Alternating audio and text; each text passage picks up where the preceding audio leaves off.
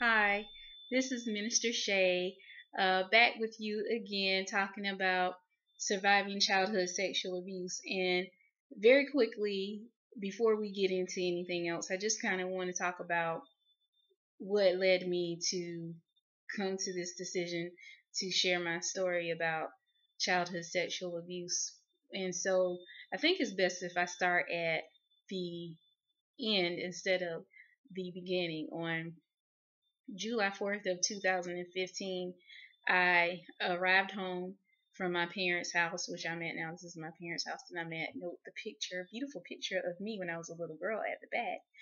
But what happened was I arrived to my apartment complex, and there was my neighbor outside grilling, and so he offered me to come over and try some of his grilled food, and so I walked over there, chit chatted with him for like a minute or two, and then this other neighbor comes over, a neighbor that I've never remembered meeting before, but he remembered me.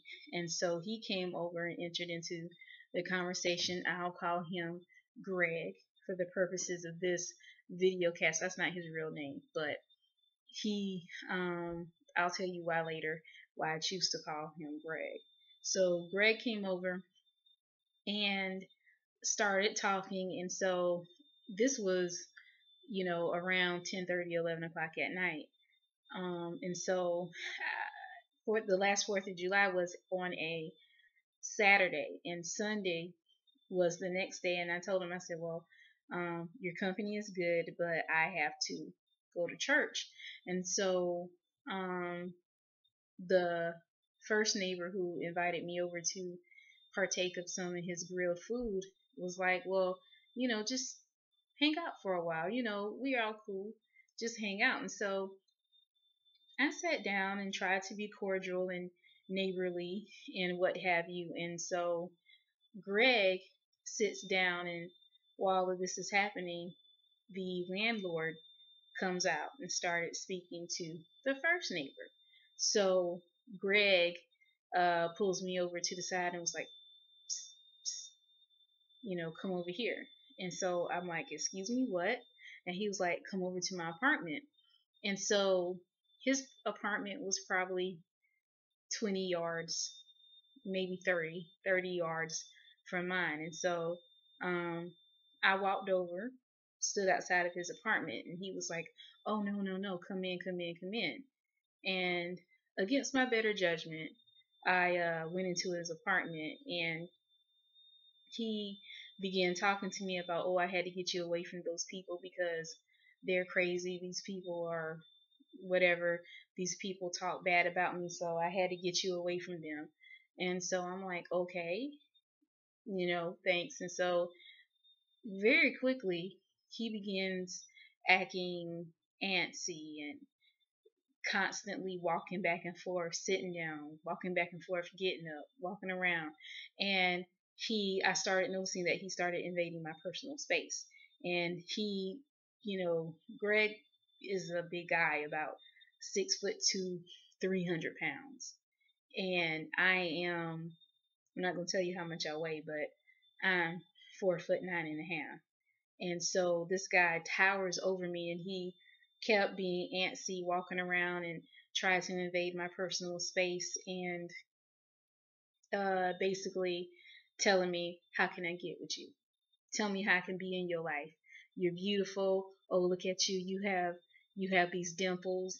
Oh, I love your hair. Your hair is natural. I love a woman with natural hair. I love a woman with dimples. Tell me, how can I be in your life? I want to be with you. And all the while he's trying to touch my hands, and he's putting his hands around my wrists. And I'm backing up and everything. And I said, okay, well, you know, just call me. We'll talk. And against my better judgment, I gave him my phone number. And he was like, no, no, no, don't leave, don't leave. We all adults. And I told him, I said, well, I have to be at church in the morning, which I did. And basically, that just incited him. He kind of became more kind of aggressive. Oh, stand up. Let me see how tall you are. Stand up in front of me. I want to, you're short. I think you come up to my chest. And I'm like, no, I'm not standing up in front of you. No, I'm not. And so all the while, I'm scared. I'm just scared because his behavior is just really out of whack. He wants to touch with me. He was telling me, touch me, excuse me, telling me, sit closer to me, sit closer to me. And I'm just like, this dude was crazy. And I was scared, but I was too scared to let him know that I was afraid of him. So, he just kept saying, sit closer to me. Um, you know, I want to be in your life. I'm aggressive. And he told me that, when I mentioned that I had to get up and go to church, he was like, oh, I go to church too. And I'm like, really? He said, oh, yeah, I'm really into the Lord. Oh, I'm really into church. I'm really into Jesus. I study the Bible. I read theology books all the time. I study the Bible. And I said, okay, well, what's your favorite scripture? I thought that was an innocent enough question. And he said, well, I like Paul. I like Paul. And I'm like Paul? Paul McCartney? Paul what? you know, or if you're talking about Paul from the Bible, Paul, the Apostle Paul in the Bible wrote like 90% of the New Testament. So please, kind of narrow that down for me. And he couldn't. He was talking in circles and trying to change the subject to getting back to me and him and everything like that. And so at this time, I'm having a full blown um, internal panic attack. All the bells and whistles are going off within me. Danger Will Robinson is like playing over in my head. I'm just like, having a I don't want to be disrespectful to anybody who may be listening to this, but I was having a flashback moment, PTSD, true PTS moment, as if I had been in a situation, as if I was in Vietnam or the Gulf War or something like that. That's just how bad all the bells and whistles, my fear, fight or flight signals was just going off I was just internally panicking.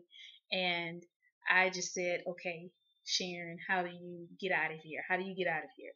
How do I get out of here? And so I had my phone in my hand, and so I was prepared to dial 911 on my phone if needed be.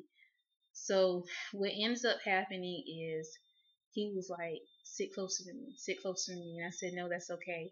And he was like, well, you know, just sit on the same seat I'm sitting on. And when he said that, I'm just like, okay, well, I have to get up and go. I'm going to church. And so I got up and I pretty much walked off. And he followed me outside. And I made it back to my apartment. I made it back to my apartment, thank God. And then I gave him my phone number beforehand, and he uh, called me. And this is about getting on 12 o'clock midnight. And he called me. He said, why don't you meet me down the street? I'm going to Walmart. Come meet me down the street so you can give me a hug. And I just was like, absolutely not. I'm in for the night. I'm going to church in the morning. Good night. And so I just thought, wow, this guy really weirded me out. I mean, I'm basically trembling. I'm just like, having these flashbacks and just going crazy internally, having an anxiety attack, basically. And so that was July 4th. On July 9th, I think it was, I found out that my neighbor was arrested. I found out that Greg was arrested for, I think it was 3 counts of fraudulent check use and 9 counts of sexual assault with a minor. I think some of those 9 counts of sexual assault with a minor were children from, I think, under the age of 11, and some of them was under the age of 15. And I'm just like going crazy because I was in the apartment alone with a pedophile. And that just awesomely broke my heart, um, for those poor children that he had molested and sexually abused. And I found out later that what he would do is he would go to churches, get in good with churches, end up working with the youth and the children at some of these churches, and he would sexually molest these children. And so, in light of my past sexual abuse that happened over years, over a length of years, with 3 people, 2 of them being my family members, and me, and I could have been this guy's next victim. So, with me having the flashbacks to my own personal, I look back on it as, at the time when I was 5, 6, 7, 8, and what have you, I didn't have the capacity to protect myself. I didn't have that fight or flight fear response. And in this case, it just kicked in. And I was just thinking of those dear children who did not have that response, or the knowledge or ability or the strength to just walk away and leave. So I just thought it beneficial that I speak out and not remain silent for those poor dear children who have to suffer from a career pedophile, as Greg is. And so the reason why I'm posting these videos, because of that incident that happened. I could have been victimized again, as I had been in the past, and I don't want to make light of PTSD because I've suffered from PTSD myself, and I think I was having a PTSD flashback when I was in Greg's apartment, and it was overwhelming to feel that. And those of us who have suffered from childhood sexual abuse, childhood trauma, we suffer from it. And I don't care. Mine started when I was 5 and ended to probably at the age of 11. There's just things you don't forget. There's problems that you have.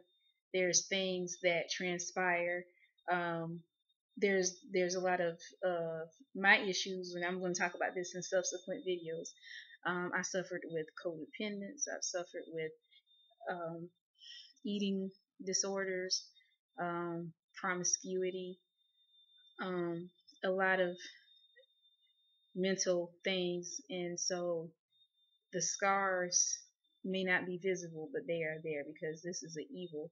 And what I want to tell the world, what I want to tell everybody out there, is those of us who have suffered this evil, you're not alone.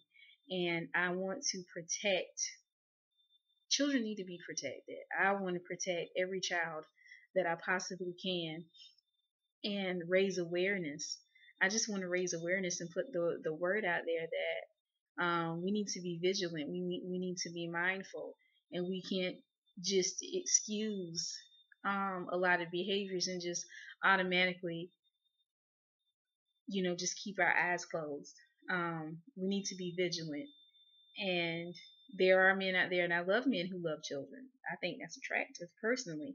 But this guy really has some issues going on, and just for me meeting him, I peeped his issues. So I'm going to be posting more videos. I hope that you all will help me in raising awareness about childhood sexual abuse and childhood trauma, because the scars last a lifetime. So, as I said before, I love you all. God bless you. I'm here for you. My name is Minister Shay. I'm going to be posting videos about how we can have hope and healing from childhood sexual assault and abuse. And we're going to give the devil a black eye. And we're going to I'm going to love you, I'm going to help you, and I'm going to be there for you because God loves you. So thank you so much. God bless you. I love you. Take care.